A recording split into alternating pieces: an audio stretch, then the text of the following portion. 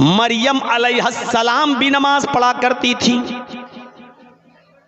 और मरियम का बेटा ईसा अलैहिस्सलाम जब अपनी माँ के पेट से बाहर आए तो एक मौजिज़ा था।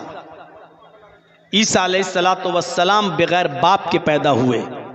सब जानते हैं, 50 बार ये सुना होगा, मरियम की शादी नहीं हुई थी।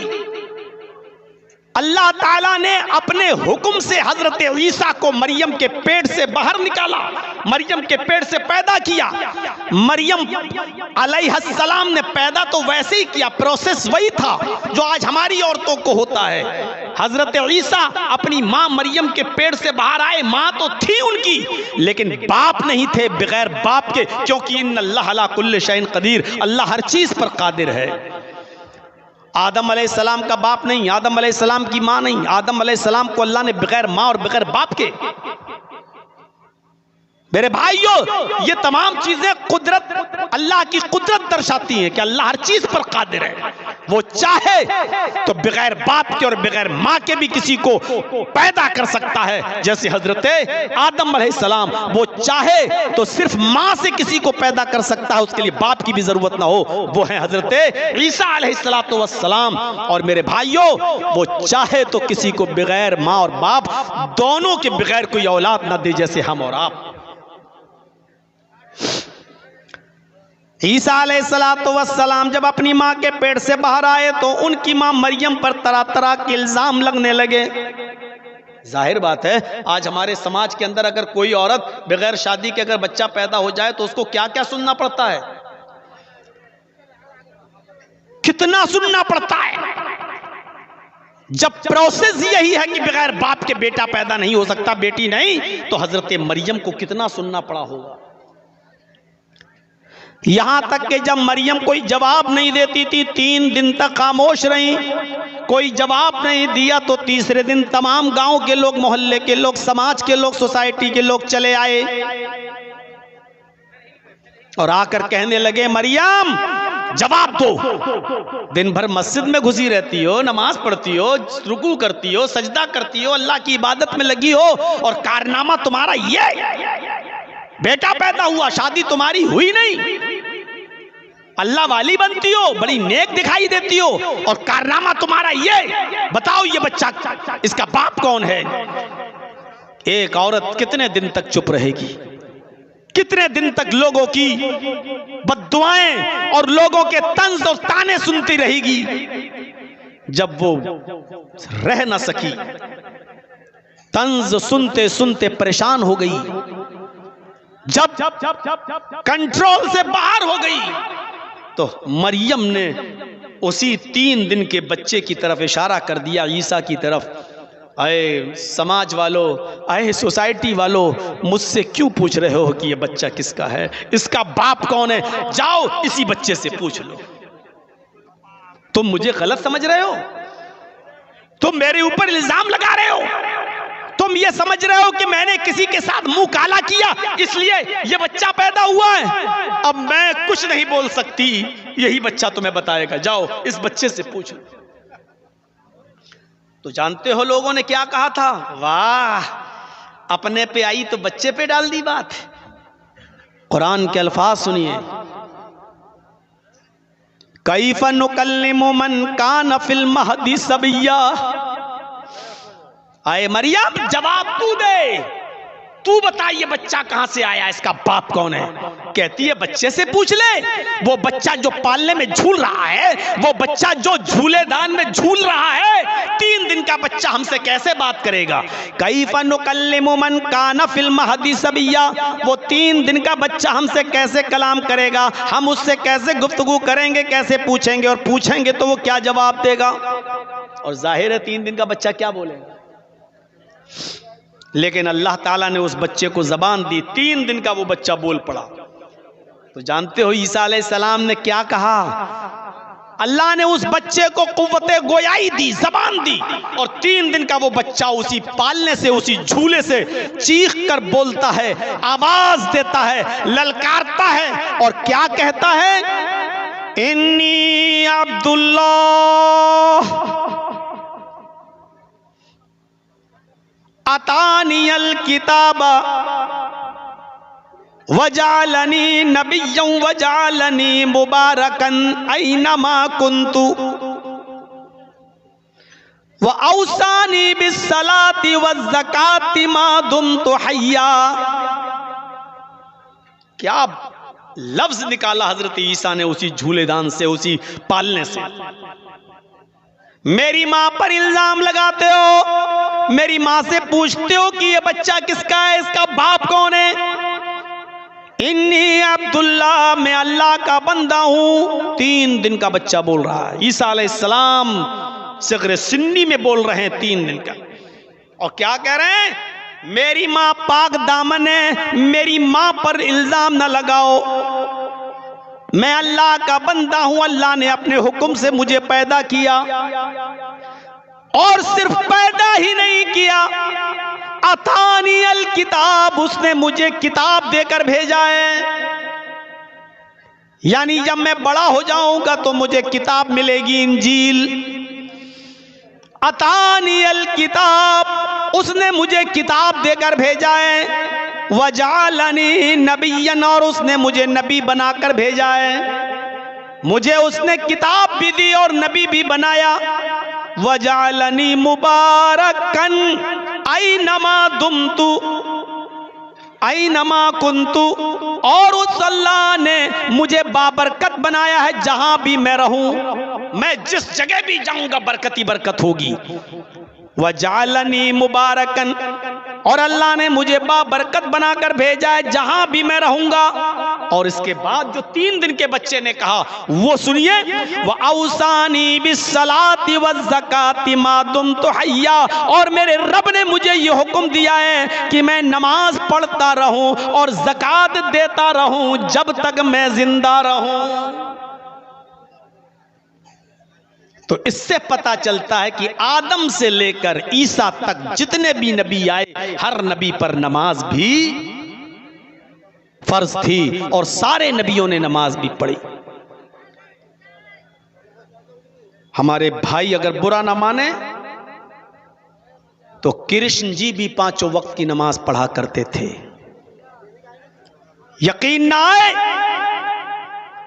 तो श्रीमद् भागवत गीता का 6ठा अध्याय का 10वां मंत्र देख लीजिए। योगी उज्जीत सततमात्मानं रहसि स्थिता एकाकी अच्युतात्मा निराशीर परिग्रह, जिसमें कृष्ण जी अर्जुन से कह रहे हैं कि हाय अर्जुन, ईश्वर की जब पूजा करो तो पूरे शरीर का योग करो। योगी, यूपी वाला नहीं। योगी युज्जीत सततमात्मानं, पूरे शरीर का योग करो। यानी पूजा सिर्फ खड़े होकर नहीं, पूरे शरीर के साथ होनी चाहिए और पूरे शरीर का योग होना चाहिए। आज हिंदू धर्म में चले जाइए, सिर्फ ऐसे हाथ उठाएंगे, ओम नमः शिवाय, बस हो गई पूजा। बहुत से लोगों को आप देखिएगा, नई नवेली बीवी को मोटरसाइकिल पे पीछे बिठाए होंगे, भिख मंगनी गाड़ी पे बैठे होंगे जो जहेज में मिली होगी।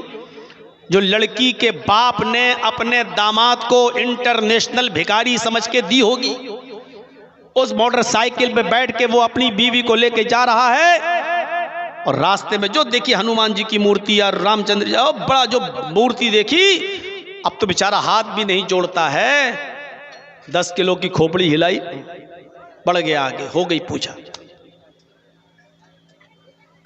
ये शरीर का योग नहीं है, पूरे शरीर का योग होना चाहिए जो नमाज में होता है।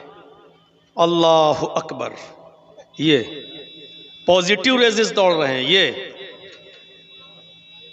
और ये देखिए ये यहां एक्सरसाइज है, ये वजन।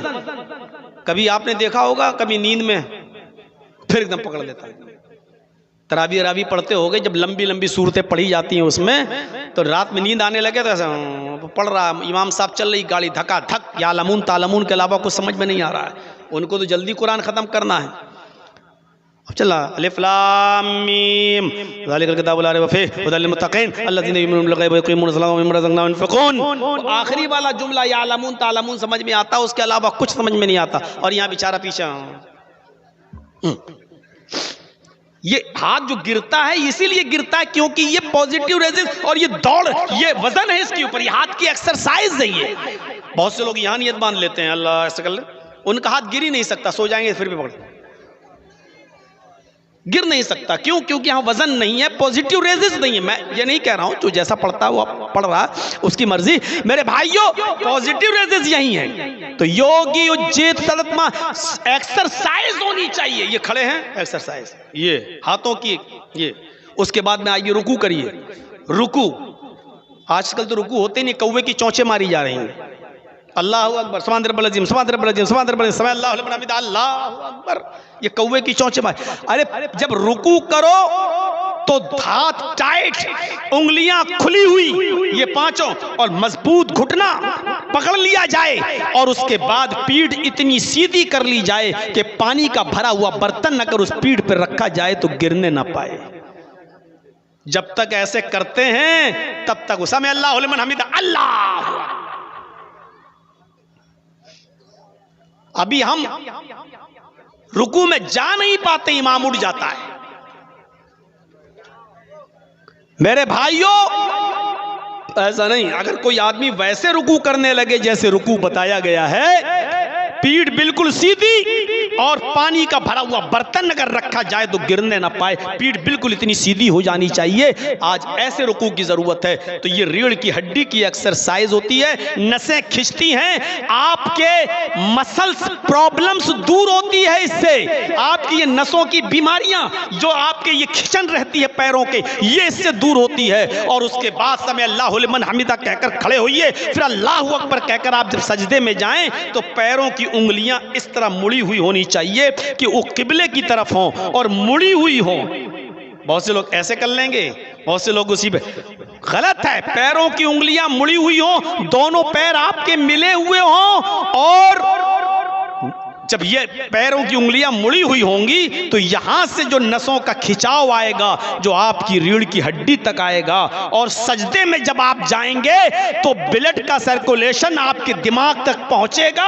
इससे आपको कभी ब्रेन हेमरेज नहीं होगा। डॉक्टर मोरिस मुकाई ने, अमेरिका का सबसे बड़ा ब्रेन का डॉक्टर है, उसने अपनी रिसर्च में लिखा है कि अगर मुसलमान वैसे नमाज पढ़ने लगे जैसे उनको उनके नबी ने बताई है, और वैसे सजदा करने लगे जैसे उनको उनके नबी ने बताया है, तो ऐसे शख्स को कभी ब्रेन हेमरेज नहीं होगा, क्योंकि दिमाग की नसों तक ब्रेन यानी ब्लड का सर्कुलेशन आराम से होगा, वो वहां तक पहुंच जाएगा। ये नमाज पूरी प्रैक्टिकल एक योग है, एक्सरसाइज है। बाबा रामदेव ने कितनी मर्तबा कहा है कि नमाज कंप्लीट एक योग है। अगर कोई आदमी पूरा नमाज पढ़ता है तो उसको फिर किसी योग की जरूरत ही नहीं है। मेरे भाइयों जरा अंदाजा लगाओ, देखना चाहें तो बाबा रामदेव का भाषण यूट्यूब पे पड़े हुए हैं, उसके अपने चैनल पर आप देख सकते हैं। उसने नमाज पढ़ की तारीफ की है और कहा कि नमाज कंप्लीट एक एक्सरसाइज है, नमाज से बड़ी कोई एक्सरसाइज नहीं है, इसलिए कि इसमें जिस्म के एक एक हिस्से की एक्सरसाइज हो जाती है, पूरे शरीर की एक्सरसाइज हो जाती है। युज्जित सतत मात्मानम, इसको हमेशा पढ़ते रहना, सतत पकड़े रहना, कभी मत छोड़ना है अर्जुन। राह से स्थित था, अगर छोड़ोगे तो स्थित नहीं रहोगे, यानी धर्म पर कायम नहीं रहोगे। अल्लाह के रसूल ने भी तो यही कहा है, जिसने कसदन अमदन जानबूझकर एक वक्त की नमाज छोड़ दी उसने कुफ्र किया। अल्लाह के नबी भी तो यही कह रहे हैं ना, एकाकी यच्चत्तात्मा, एक अल्लाह के सामने खड़े हो जाओ, एक ईश्वर के सामने खड़े हो जाओ, यच्चत्तात्मा, और अपनी आत्मा को वहीं लगा लो, यानी इधर उधर मत देखो। यच्चत्तात्मा, हृदय दिल के साथ वहीं पर आप की नजर हो और इधर उधर ना देखो।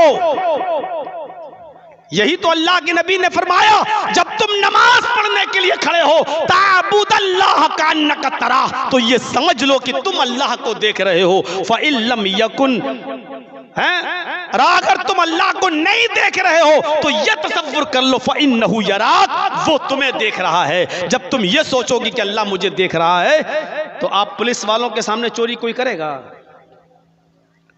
डीएम के सामने कोई बदतमीजी कर सकता है? उसको मालूम है कि हाकिम हमारे सामने, जज के सामने तो वकील भी खड़े रहते हैं, क्योंकि वो अपना मालिक समझते हैं और उसके सामने बदतमीजी नहीं। जब हम ये समझ लेंगे कि अल्लाह हमें देख रहा है तो कोई उस नमाज को उल्टी सीधी पढ़ेगा, वो तो उस नमाज को अच्छी तरीके से पढ़ेगा, क्योंकि मेरा रब मुझे देख रहा है।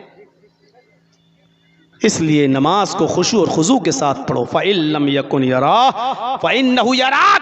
अगर तुम ये ना सोच सको कि तुम अल्लाह को देख रहे हो, तो ये सोच लो कि अल्लाह हमें देख रहा है। ये नमाज यच्चतात्मा, पूरी आत्मा को उसी की तरफ लगा दो।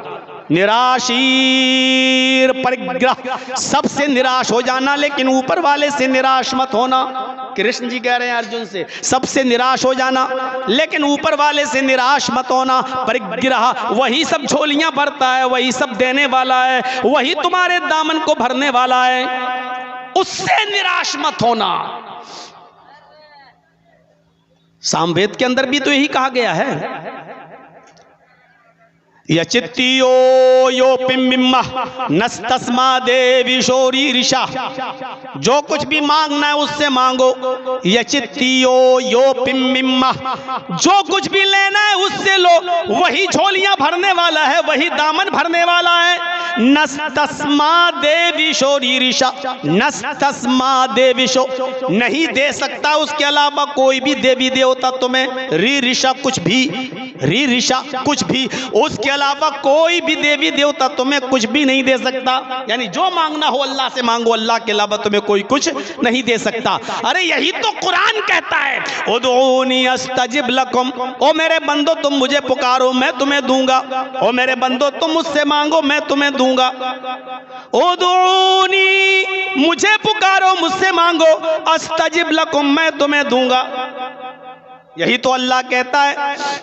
बल्कि बाकायदा वो ये कहता है कि मुर्दों से मत मांगो, जो कब्रों में दफन है तुम उनसे मत मांगो। इन्नका ला तुस्मिउल मौता, ऐ मोहम्मद सल्लल्लाहु अलैहि वसल्लम, ये मुर्दे इतने बेबस हैं, इतने बेबस हैं कि तुम उनको अपनी आवाज नहीं सुना सकते। सूरह नमल आयत नंबर 80 उठाओ, अल्लाह नबी से कह रहा है, ऐ नबी आप अपनी आवाज मुर्दों को नहीं सुना सकते। अरे जब नबी नहीं सुना सकते तो हम और आप मुर्दों को कैसे अपनी आवाज सुना सकते हैं? इसी को तो अल्लाह ने कहा है, इन्नल्लज़ीना तदऊन मिन दूनिल्लाहि लन यख़लुक़ू ज़ुबाबन वलव इज्तमऊ लहू व इन यस्लुबहुमुज़्ज़ुबाबु शैअन ला यस्तनक़िज़ूहु मिनहु।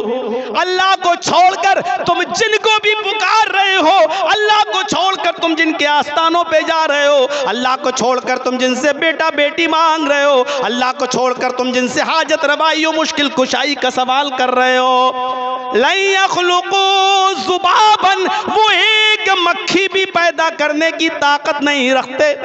वलव इज्तमऊ लहू, सब मिल जाएं, सब मिलकर एक मक्खी भी पैदा नहीं कर सकते। सबका मतलब जानते हो? कश्मीर से कन्याकुमारी तक और बरेली से बगदाद तक सब के सब मिल जाएं, एक मक्खी भी पैदा नहीं कर सकते। व इन यस्लुबहुमुज़्ज़ुबाबु शैअन, मक्खी पैदा करना तो दूर, मक्खी कोई चीज लेकर चली जाए, इनकी मिठाई से, इनके खाने से, इनके हलवे से अगर कोई चीज लेके भी चली जाए, ला यस्तनक़िज़ूहु मिन्हु, तो ये सब की सब उस मक्खी को पकड़ के जो चीज वो ले गई है उससे वो चीज छीनने की भी ताकत नहीं रखते। जो एक मामूली मक्खी का कुछ न बिगाड़ सके, वो तुम्हारा क्या बिगाड़ेगा? कहाँ कहाँ चांटे मारे अल्लाह तबारक व तआला ने, लेकिन हम मुसलमानों की समझ में नहीं आ रहा है। अल्लाह ताला हम तमाम मुसलमानों को इस बात की हिदायत दे कि हम तौहीद परस्त बन जाएं, हम अल्लाह वाले बन जाएं और हर मुसीबत में अल्लाह को पुकारें। जो भी मांगना हो हम अल्लाह से मांगे। तो मेरे भाइयों जरा तसव्वुर कीजिए, यही तो इस्लाम कहता है। तो इस्लाम दीन तौहीद है, तौहीद का दर्स देता है। इस्लाम दीन रिसालत है, रसूल के बारे में सही इंफॉर्मेशन देता है और कहता है कि रसूल भी इंसान होते हैं। दुनिया में कोई धर्म ऐसा नहीं है जिसने अपने यहाँ आने वाले महान पुरुष को इंसान रहने दिया हो, सबको भगवान का दर्जा दे दिया। आप देख लीजिए, किसी को भी देख लीजिए, ईसाइयों को देख लीजिए, ईसाइयों ने ईसा अलैहिस्सलाम को इंसानियत से बाहर निकाल दिया और क्या कहा? सन ऑफ गॉड, अल्लाह का बेटा। ईसाइयों ने ईसा को अल्लाह का बेटा मान लिया, यहूदियों ने उज़ैर को अल्लाह का बेटा माना। आप चलते रहिए, सिख धर्म में चले जाइए, गुरु नानक को भगवान का दर्जा दिया है। चले जाइए आप गुरुद्वारे में, बहुत दूर नहीं, हम तो दिल्ली वाले गुरुद्वारे में गए, गुरु नानक की मूर्ति के नीचे साफ लिखा है नानक भगवान। चले जाइए आप नेपाल लुम्बिनी, मैं गया हूं, गौतम बुद्ध के मंदिर को देखने के लिए हमारे साथी ले गए, चलो आओ दिखाएं। गौतम बुद्ध की मूर्ति बनी हुई है और सीधे लिखा हुआ है बुद्ध भगवान। गौतम बुद्ध के मानने वालों ने गौतम बुद्ध को इंसानियत से निकालकर बुद्ध भगवान बना दिया। जैनियों ने महावीर जी को महावीर भगवान बना दिया। सिखों ने गुरु नानक को नानक भगवान बना दिया। ईसाइयों ने ईसा अलैहिस्सलातु वस्सलाम को सन ऑफ गॉड, अल्लाह का बेटा बना दिया। हमारे हिंदू भाइयों ने रामचंद्र जी को भगवान और कृष्ण जी को भगवान का दर्जा दे दिया। कोई ऐसा धर्म नहीं बचा जिसने अपने यहाँ आने वाले को इंसान रहने दिया हो, लेकिन कुरान कहता है हमने तुम्हें जो नबी दिया, जो रसूल दिया, वो इंसान है। और कहा है नबी, कहो कि मैं इंसान हूं, इन्नमा अना बशरुम मिसलुकुम। आए नबी ऐलान करके कह दो, कुल इन्नमा अना बशरुम मिसलुकुम। आए नबी कह दो कि मैं तुम्हारी तरह का बशर हूं, मैं तुम्हारी तरह का इंसान हूं। तुम्हारे दो हाथ मेरे भी दो हाथ, तुम्हारे दो पैर मेरे भी दो पैर। तुम चलते फिरते हो, मैं भी चलता फिरता हूं। तुम खाते पीते हो, मैं भी खाता पीता हूं। तुम्हारी शादी होती है, बीवी बच्चे होते हैं, मेरी भी शादियां हुई, मेरे भी बीवी बच्चे। तुम बीमार होते हो, मैं भी बीमार होता हूं, मुझे भी बुखार आया, मुझे भी सर में दर्द होता है। तुम्हें जो परेशानियां आती है मेरे ऊपर भी आती है। तुम पेशाब और पायखाने की जरूरत महसूस करते हो, मैं भी करता हूं, इसलिए कि मैं तुम्हारी तरह का एक बशर हूं। इन्नमा अना बशरुम मिसलुकुम। आए नबी कहे तो कि मैं तुम्हारी तरह का एक बशर हूं। श्रीमद् भागवत महान पुराण में मुहम्मदुर रसूलुल्लाह को अंतिम ऋषि बताकर और ये कहा गया है कि वो एक पुरुष होगा, इंसान होगा। मोह मदांधिकारम नाशम विधायम हि तदोदयते विवेका वेदामित पुरुषम महानिमादित्य वरुण तपसा प्रस्तात्। मोहम्मद नाम का जो शख्स आएगा वो अंधेरे को नाश करेगा। पुरुषम एक इंसान होगा, महान इमादित्य, लेकिन महान पुरुष होगा, उसके बराबर कोई दूसरा ना होगा। अंधिकारम नाशम, वो अंधेरे को नाश करेगा, गुनाहों के कामों को मिटाएगा। तो मोहम्मद रसूलुल्लाह ने अंधिकार को और अंधेरे को, जुल्मत और तारीकियों को मिटाया था। शराब खत्म की थी, जुआ मिटाया था, चोरी खत्म की थी और ऐसी ऐसी सजाएं मुतय्यन कर दी कि उन सजाओं को सोचकर आदमी जुर्म न करे। चोरी तो चोर के हाथ काट डालो, अस्सारिक वस्सारिकतु फक्तऊ अयदियहुमा। मर्द हो या औरत जो चोरी में पकड़ा जाए उसका हाथ काट डालो, ताकि ये सजा देकर दूसरे लोग फिर चोरी न कर सकें। बलात्कार और जिना की सजा ये मुतय्यन की कि अज़्ज़ानियतु वज़्ज़ानी फजलिदू कुल्ल वाहिदतिन मिनहुमा मियत जल्दा। जिना करने वाली औरत हो या मर्द हो, हर एक को 100 कोड़े मारो। ये गैर शादीशुदा के लिए है। गैर शादीशुदा के लिए अगर उसने बलात्कार किया, जिना किया, तो 100 कोड़े मारे जाएंगे और 1 साल के लिए अपने गांव और अपने मोहल्ले और अपने शहर से उसको शहर बदर कर दिया जाएगा और दूसरी जगह भेज दिया जाएगा। लेकिन अगर शादीशुदा मर्द है, शादीशुदा औरत है, अगर वो जिना करते हैं तो फिर उनको जिंदा रहने का कोई अधिकार नहीं है। पत्थरों से मार मार के उसको खत्म कर दिया जाएगा। मर्द है तो उसको पत्थरों से दौड़ा दौड़ा के मारा जाएगा, औरत है तो उसको सीने के बराबर जमीन में गाड़ के उसको पत्थरों से मारा जाएगा। जाएगा। बलात्कारियों की यही सजा है ताकि फिर कोई किसी दूसरे की मां और बहन और बेटी पर गलत नजर न डाल सके। जर्जीस साहब की जबान से निकलने वाले ये अल्फाज मेरे भाइयों आपको बुरे लग सकते हैं, लेकिन समाज के लोगों को अब ये चीज अच्छी लगने लगी है। यहां तक के राज ठाकुरे तक ने इस बात को तस्लीम किया है और इस बात को माना है कि बलात्कारियों की वही सजा होनी चाहिए जो सजा इस्लाम ने मुतय्यन की है कि उनको जिंदा रहने का अधिकार नहीं और पत्थरों से उनको मारा जाए, पीटा जाए। मेरे भाइयों, हमें और आपको गौर करना चाहिए। जुर्मों की, गुनाहों की इतनी बड़ी सजा मुतय्यन की है इस्लाम ने कि अगर आदमी लोगों के सामने वो सजा दी जाने लगे तो बलात्कार रुक जाए, चोरी रुक जाए और गुनाहों के बड़े बड़े काम जो आज हो रहे हैं सब रुक जाएं। तो इस्लाम रिसालत का सही तसव्वुर पेश करता है। इस्लाम दीन मुअतदिल है, एतदाल बताता है, न बहुत सख्ती है न बहुत नरमी है। न इस्लाम इतना सख्त है कि पहाड़ जैसा हो, न इतना नर्म है कि बिल्कुल हलवा हो। इस्लाम के अंदर एतदाल है। नमाज में सख्ती है, इतनी सख्ती है कि वो आपको किसी भी कंडीशन में माफ नहीं है। नमाज किसी भी कंडीशन में माफ नहीं है। बीमार हो, खड़े होकर नहीं पढ़ सकते हो, बैठ के पढ़ लो। बैठ के नहीं पढ़ सकते हो, लेट के पढ़ लो। लेट के नहीं पढ़ सकते हो, करवट से पढ़ लो। करवट से नहीं पढ़ सकते हो, आंख के इशारे से पढ़ लो। आंख के इशारे से नहीं पढ़ सकते हो, अपने होंठ हिलाकर पढ़ लो। पढ़ना है, सख्ती तो है, पढ़ना है, लेकिन नरमी भी इतनी कि किसी भी कंडीशन में हर हाल में खड़े होकर नहीं है। आपकी कंडीशन के ऊपर है। खड़े होकर ताकत नहीं है तो बैठ के पढ़ लो, बैठ के नहीं है तो लेट के पढ़ लो, लेट के नहीं है तो करवट से पढ़ लो, करवट से नहीं है तो आंख के इशारे से पढ़ लो, आंख के इशारे से ताकत नहीं है पढ़ने की तो होंठ हिला के पढ़ लो। पढ़ लो। पेशाब लगा है, बीमार हो, नलकी पड़ी हुई है, आप उसी थैली में पेशाब कर रहे हैं, आप नापाक नहीं माने जाएंगे। आप उसी नलकी लगी हुई कंडीशन में उसी पेशाब की थैली को हटाकर आपको अपनी शर्मगाह के धोने की जरूरत नहीं है। नमाज का टाइम होगा, वुजू बनाइए और नमाज पढ़िए, लेकिन नमाज आपको इस कंडीशन में भी पढ़ना है। छोड़ने वाले जरा सोचें, इस कंडीशन में भी नमाज पढ़नी है। और सीधे सीधे कह दूं, बहुत बड़ी खुशी है, 5 बच्चियों के बाद, 5 लड़कियों के बाद अल्लाह ने बेटा दिया है। आदमी खुश है, आज मेरे घर में बेटा पैदा हुआ, अजान का वक्त हो गया। इस खुशी में भी आपको नमाज पढ़ना है। और एक ही बच्चा था, 5 लड़कियां थीं।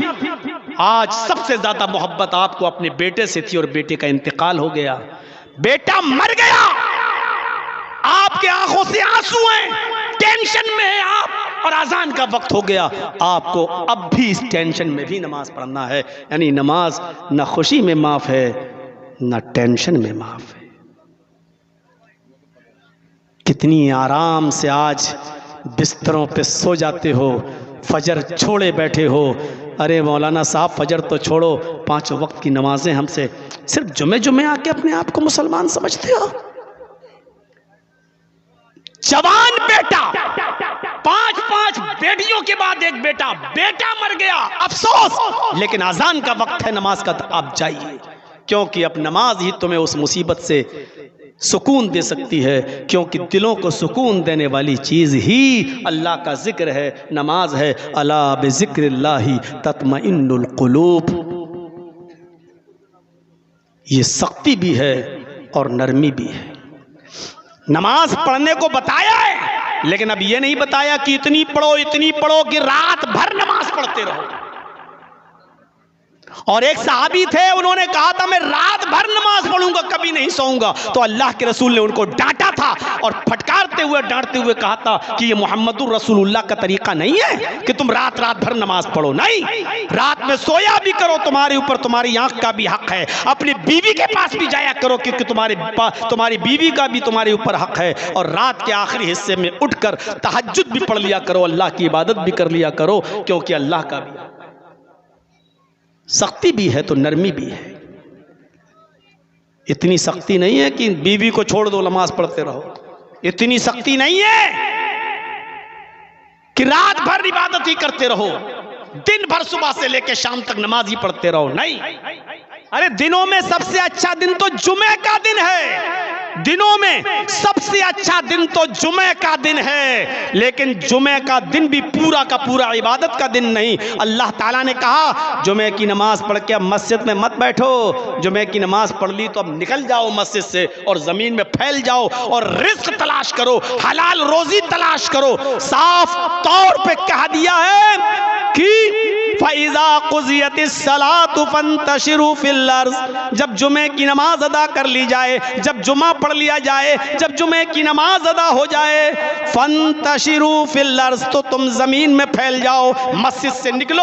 अब क्या जरूरत है तुम्हें मस्जिद में बैठने की? जाओ अपने बीवी बच्चों के लिए मेहनत करो, मजदूरी करो, हलाल रोजी कमाओ, क्योंकि बीवी को खिलाना भी इबादत है, बच्चों के लिए मेहनत करके रोजी कमाना भी इबादत है, हलाल लुक़मा उनको खिलाओ, ये भी इबादत है। अल्लाह के रसूल ने अज़दवाजी जिंदगी के अंदर खान पान की चीज को भी इबादत बता दिया, यहां तक के फरमाया अगर प्यार और मोहब्बत से कोई लुक़मा उठाकर आप अपनी बीवी के मुंह में डाल देंगे तो अल्लाह इस पर भी तुम्हें नेकी देगा, इस पर भी तुम्हें सवाब देगा। यह है इस्लाम का मिजाज। तो इस्लाम दीन मुअतदिल है, एतदाल है इसके अंदर। ज़कात फर्ज है। अगर आपके पास 7.5 तोले सोना या 52.5 तोले चांदी या इतना पैसा है जिसमें 52.5 तोले चांदी आ सकती है और उस पैसे को 1 साल रखे हुए हो गया है तो आपके ऊपर ज़कात फर्ज है। लेकिन यह नहीं कहा इस्लाम ने कि सारी की सारी ज़कात दे दो, बल्कि कहा कि 2.5% तुम्हें देना है। 100 रुपए में 2.5 रुपए, 40 रुपए में 1 रुपया आपको देना है, 1000 में 25 रुपए तुम्हें देना है, 1 लाख में 2,500 रुपए तुम्हें देना है। यह नहीं कहा कि सारा का सारा लुटा दो। हज फर्ज है, लेकिन यह नहीं कहा कि अपनी दुकान बेचकर जाओ, लेकिन जाओ। यह नहीं कहा कि अपना घर बेचकर जाओ, लेकिन जाओ। सिर्फ यह कहा है हज तुम्हारे ऊपर फर्ज है, इन इस्तताअत इलैहि सबीला, अगर वहां तक जाने की ताकत है तो, खर्चा उठाने की ताकत है तो। जज़ाकुमुल्लाह। मेरे भाइयों, तसव्वुर करो कि इस्लाम कितना मुअतदिल दीन है। अगर आपकी तबीयत खराब है, नमाज तो पढ़ना है, लेकिन वुजू बनाने से आप और बीमार हो सकते हो, तो जरूरत नहीं वुजू बनाने की, तयम्मुम कर लो। और तयम्मुम में क्या लगता है? सिर्फ 2 हाथों को जमीन पे मारना है पाक मिट्टी पर। जज़ाकुमुल्लाह। तो 2 हाथ पाक मिट्टी पर मारना है, ऐसे, ये ऐसे, दोनों हाथ ऐसे, और इन दोनों को फूंक लेना है अपने मुंह से, फिर इनको अपने चेहरे पे मलना है और दायां हाथ बाएं हाथ के उल्टे पुष्ट पर ऐसे, और ये वाली हथेली को ऐसे। बस आपका तयम्मुम हो गया। कुछ जाहिलों को देखा तयम्मुम भी करते हैं, तो जानते हो कैसे करते हैं? 3 बार मिट्टी पे हाथ मारेंगे ऐसे ऐसे, फिर 3 बार ऐसे उंगली मारेंगे ऐसे ऐसे, फिर 3 बार हाथ मारेंगे ऐसे ऐसे। वुजू की तरह तयम्मुम करते हैं। तयम्मुम वुजू की तरह नहीं है। तयम्मुम सिर्फ यह है कि दोनों हाथों को मारिए, फूंक लीजिए और चेहरे पे फेर लीजिए। सीधा हाथ दायां हाथ बाएं हाथ की पुष्ट पर ऐसे फेर लीजिए और बायां हाथ दाएं हाथ की पुष्ट पर ऐसे फेर लीजिए और जाइए नमाज पढ़िए। ना पैर धोने की जरूरत, ना हाथ धोने की जरूरत, आपका तयम्मुम हो गया। कितनी आसानी है इस्लाम के अंदर। एक सफर में थे हजरत उमर और हजरत अम्मार रजी अल्लाह ताला अन्हु। सफर में थे, रात में रुक गए कहीं कि नहीं अभी रात अंधेरी है, जंगल का दो है, खतरनाक जानवर हैं, चलो यहीं सो जाते, सुबह फजर के बाद निकलेंगे।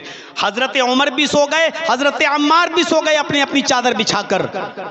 और सुबह का टाइम था, फजर की नमाज पढ़ने के लिए दोनों सहाबी उठे। लेकिन सुनो मेरे साथियों, मसला मालूम होगा आज तुमको। जब दोनों सहाबी सुबह फजर की नमाज पढ़ने के लिए उठे तो दोनों नमाज पढ़ने के लायक नहीं रहे। समझ गए ना, इंसानी फितरत। दोनों जुम्बी हो गए, दोनों को गुस्ल की जरूरत पेश आई। ये इंसानी फितरत है, किसी को भी हो सकता है। अब क्या करें, पानी किसी के पास नहीं, दूर तक पानी नहीं, तो अब क्या किया जाए? नमाज तो पढ़ना है, किसी हाल में माफ नहीं, और दोनों को गुस्ल की जरूरत। बुखारी पढ़ी, हजरत अम्मार और हजरत उमर दोनों परेशान कि अब क्या करें। हजरत अम्मार कहते हैं कि मुझे मालूम है अल्लाह के नबी ने फरमाया जब वुजू के लिए पानी ना मिले तो तयम्मुम कर लिया करो, तो मैं तो तयम्मुम करूंगा। हजरत उमर कहते हैं अल्लाह के रसूल ने यह हदीस जब पढ़ी थी, जब बताई थी, तो उस वक्त मैं भी वहां मौजूद था, लेकिन अल्लाह के नबी तो ये फरमा रहे थे जब वुजू के लिए पानी ना मिले तो तयम्मुम कर लो। हमें वुजू की नहीं, गुस्ल की जरूरत है। किसी का वुजू ना हो तो तयम्मुम कर ले, यानी पाक तो है, सिर्फ वुजू नहीं है तो तयम्मुम कर ले। लेकिन हम तो नापाक हो गए, जुम्बी हो गए, हमें तो गुस्ल की जरूरत है। हजरत अम्मार कहते हैं जब वुजू के लिए पानी ना हो तो छोटा तयम्मुम होता है, अब हमें गुस्ल की जरूरत है तो बड़ा तयम्मुम कर लेते हैं।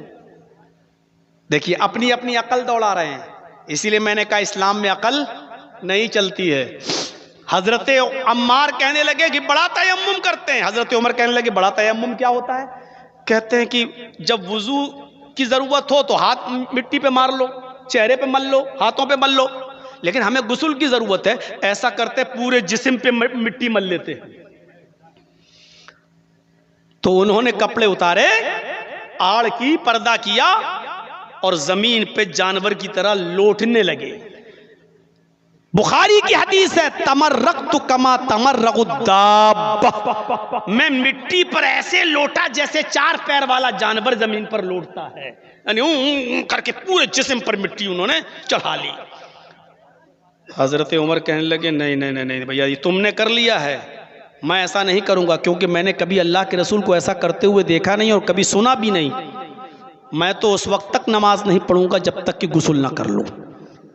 हजरत अम्मार ने नमाज पढ़ ली, हजरत उमर चल दिए, शहर में पहुंचे तो पानी मिल गया, सबसे पहले गुस्ल किया और गुस्ल करने के बाद हजरत उमर ने नमाज पढ़ी। यह अलग बात है कि नमाज कज़ा हो गई थी, लेकिन गुस्ल करने के बाद उन्होंने नमाज पढ़ी। जब दोनों का सफर खत्म हो गया और ये सब मदीने में आए तो अल्लाह के नबी सल्लल्लाहु अलैहि वसल्लम से दोनों ने अपना अपना वाकया बयान किया।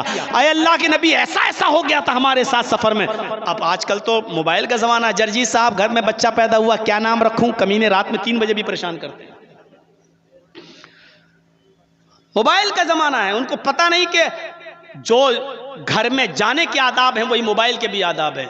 इशा की नमाज के बाद आप बिला इमरजेंसी, बिला किसी जरूरत के आप किसी के घर पे नहीं जा सकते हैं। उसी तरीके से इशा की नमाज के बाद बिला किसी इमरजेंसी कॉल के, बिना किसी मजबूरी के आप किसी को मोबाइल, किसी को कॉल भी नहीं कर सकते हैं। ये आदाब हैं, इस्लाम ने आदाब बताए हैं कॉल के और घर में जाने के और मुलाकात की। लेकिन यहाँ तो इशा के बाद ही बातें होती हैं, कैसी हो, जाने मन, ये वो, आई लव यू टू, ये सब ये तो रात ही में होती है, क्योंकि वो भी फ्री, तुम भी फ्री। अब सर्दियाँ आ रही हैं, साफ रजाई अंदर मुंह पे डाले, कंबल में अंदर हाय हेलो चल रहा हो, चलेगा। लड़कियाँ दुआ मांगती है अल्लाह करे जल्दी सर्दी का महीना आए, क्यों दिन में तो भाई देख सकता है, बाप देख सकता है, लेकिन सर्दियों में तो अच्छा बहाना है, मुंह कंबल के अंदर और अंदर हो रही है। मेरे भाइयों हंसो मत, ऐसा करने वाली हमारी बहनें हैं और हमारी बेटियां हैं, जज़ाकुमुल्लाह। तो मेरे प्यारे साथियों, हजरत अम्मार ने तो नमाज पढ़ ली, लेकिन हजरत उमर ने नमाज नहीं पढ़ी, बाद में पढ़ी जब पानी मिल गया, गुस्ल कर लिया। जब दोनों अल्लाह के नबी के पास आए, दोनों ने अपना अपना वाकया बयान किया, तो अल्लाह के नबी सल्लल्लाहु अलैहि वसल्लम ने फरमाया किसने कैसा किया, अल्लाह जज़ाए खैर दे। तो हजरत उमर फारूक अम्मार ने कहा अल्लाह के नबी मैंने पूरे जिस्म पर मिट्टी मल ली। आप मुस्कुरा दिए। आपने कहा उमर तुमने क्या किया? कहा अल्लाह के रसूल मैंने तो पानी का इंतजार किया, जब पानी मिल गया गुस्ल करके तब नमाज पढ़ी। अल्लाह के नबी ने फरमाया अम्मार तुमने भी गलत किया, उमर तुमने भी गलत किया। अम्मार तुमने अपने जिस्म पर मिट्टी, पूरे जिस्म पर मिट्टी भरकर तुमने भी गलत किया। और आए उमर, नमाज छोड़कर तुमने भी गलत किया। पानी तक का इंतजार करके, पानी का इंतजार करने तक नमाज को मुलतवी कर दिया, ये तुमने भी गलत किया।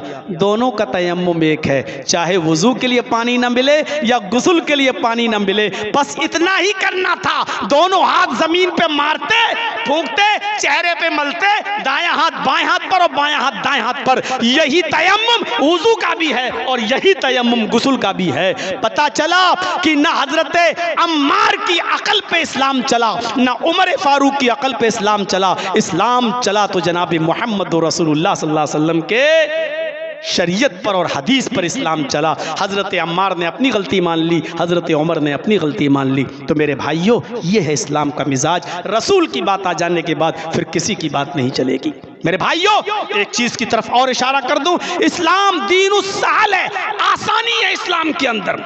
देखिए, हदीस का मसला है, रोजे की हालत में, मैं बहुत वक्त आपका नहीं लूंगा, मैं समझ रहा हूं आधे से ज्यादा आदमी इस वक्त चले गए और मुझे थोड़ी देर बैठ के आपसे अल्लाह के घर के लिए भी कुछ लेना है, इसलिए ये हदीस बताकर हम आपसे ताउन मांगेंगे। अल्लाह, एक हदीस है, और क्या है इस्लाम में, रोजे की हालत में, फर्ज रोजे की हालत में अगर कोई शख्स अपनी बीवी से हम बिस्तरी कर लेता है, रोजे की हालत में, रात में नहीं दिन में, रोजे से है और अपनी जवानी को कंट्रोल नहीं कर सका और बीवी के साथ अगर हम बिस्तरी कर लेता है तो उसकी सज़ा इस्लाम में बहुत सख्त है। उसकी सज़ा यह है कि वो एक गुलाम आज़ाद करे। गुलाम तो है नहीं अब आजकल, इसलिए अब ये दो चीज़ें हैं। पहले 60 रोजे रखे, पहली चीज 60 रोजे रखे, और ये रोजे भी कंटिन्यू रखना है। यानी जो रोजे में, जिस रोजे में आप अपनी बीवी से मिलें, ये रोजा तो आपका खराब हो गया, इस रोजे को तो पूरा करना ही पड़ेगा। ये रोजा तो आपको बाद में पूरा करना ही पड़ेगा, लेकिन इस रोजे के अलावा 60 रोजे आपको और रखना पड़ेंगे, यानी 61 रोजे। ये रोजा तो आपको पूरा करना पड़ेगा और 60 रोजे मुसलसल कंटिन्यू रेगुलर पे दर पे आपको रखना पड़ेंगे। बीच में एक भी दिन का नागा नहीं होना चाहिए, कंटिन्यू। और जब तक 60 रोजे पूरे ना हो जाएं, आप अपनी बीवी के करीब नहीं जा सकते, मतलब आप उससे मुलाकात नहीं कर सकते, मिल नहीं सकते, हम बिस्तर नहीं हो सकते। अगर 55 रोजे रख लिए, अब सोचा एक दिन सस्ता लेते हैं, 5 ही तो रह गए हैं, बाद में पूरे कर लेंगे।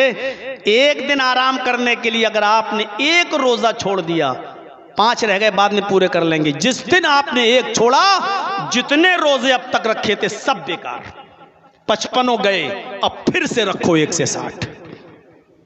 हाँ, बीमार हो गए, कोई ओज़र है तो अलग बात है, डॉक्टर ने कह दिया नहीं रोजा नहीं रख सकते, सुबह दोपहर शाम तीनों टाइम दवा खाना, तो फिर वो मजबूरी है। लेकिन सस्ताने के लिए कि 5 रह गए, चलो 10 रह गए, बाद में पूरे कर लेंगे, जिस दिन आपने बिला किसी उज्र के और बीमारी के छोड़ा, सब बेकार, फिर से रखो 1 से 60। और 60 रोजे रखने की ताकत ना हो तो 60 मिस्कीनों को खाना खिलाओ, सबको 60 लोगों को बुलाओ। अभी आपके ऊपर है, 10-10 करके खिला दो 6 दिन, एक करके खिला दो 60 दिन। भाई एक मिस्कीन को बुला लो, भाई सुबह शाम हमारे यहाँ खाना खा जाया करो, एक ही टाइम खिलाना है 60 मिस्कीनों को। आप एक फकीर से कह दीजिए करीब से एक दिन आओ, रोजाना खा के चले 60 दिन। लेकिन याद रखना, जब तक 60 पूरे हो नहीं जाएंगे तब तक आप अपनी बीवी से नहीं मिल सकते। आप जल्दी मिलना चाहते हो, 60 फकीरों को एक ही दिन बुलाइए, खिला दीजिए, हो गया। 60 मिस्किनों को खाना खिला दीजिए, जाइए और अपनी बीवी से आप मिल, अब वो आपकी बीवी होगी। इतनी सख्त सजा है इस्लाम के अंदर। एक सहाबी आए, अब आसानी देखिए, अब आसानी देखिए, सहाबी आए, कहा अल्लाह के नबी मैं बर्बाद हो गया, हलक तो या रसूल अल्लाह, मैं हलाक हो गया। आपने कहा क्या हुआ? कहा अल्लाह के नबी रोजे की हालत में बीवी से मिल लिया। अल्लाह के नबी ने कहा ओफो, जाओ गुलाम आज़ाद करो। कहा अल्लाह के रसूल मुझे तो खुद गुलामी करते हुए हो गया पूरी ज़िंदगी, मैं कैसे गुलाम आज़ाद कर दूं? आपने कहा फिर 60 रोज़े रखो। उसने कहा अल्लाह के नबी 60 रोज़े रखने की भी ताकत नहीं है, एक रोज़ा तो रख नहीं पाया सही से, बीवी के पास जा मिला, 60 रोज़े कैसे रखूँगा? नहीं है मेरे अंदर 60 रोज़े रखने की ताकत। अल्लाह के नबी ने कहा 60 मिस्कीनों को खाना खिला दो, जाओ। कहा अल्लाह के रसूल शायद आप कभी मेरे गांव में गए नहीं हैं, आपको मालूम नहीं है मेरा हाल यह है कि मुझे 2 टाइम का खाना नहीं मिलता, मैं 60 मिस्कीनों को खाना कहां से खिलाऊं? सुबह खा लूं तो शाम को भूखा रहता हूं, शाम को खा लूं तो सुबह भूखा रहता हूं, मेरे पास अपने खाने के लिए तो कुछ है नहीं, और आप कह रहे हैं 60 फकीरों को खाना खिलाओ। आपने कहा अच्छा बैठो, तुम्हारे लिए चंदा करवाता हूं। बैठ गए, अजान का वक्त हुआ, नमाज के लिए साहबा आए, आपने साहबा से कहा अपने भाई की मदद करो, इसको गरीबों में कुछ देना है। ये आदमी रोजे की हालत में अपनी बीवी से मुलाकात कर लिया, हम बिस्तरी कर लिया, इसको कफारा अदा करना है, जाओ चंदा लेकर आओ। किसी ने कुछ दिया, किसी ने कुछ दिया, खजूरों का टोकरा भर गया, 10, 15, 20 किलो खजूरें, एक टोकरा भर गया। आप खुश हुए, आपने उस साहबी से कह, इधर आओ, ये तुम्हारे भाइयों ने तुम्हारी मदद की, पकड़ो इसको और जाओ और अपने गांव में ले जाओ, अपने खानदान में ले जाओ, अपने कबीले में ले जाओ, और तुम्हारे कबीले में खानदान में जो सबसे गरीब लोग हों उनमें जाकर इसको तकसीम कर दो, अल्लाह तुम्हारी गलती को माफ कर देगा।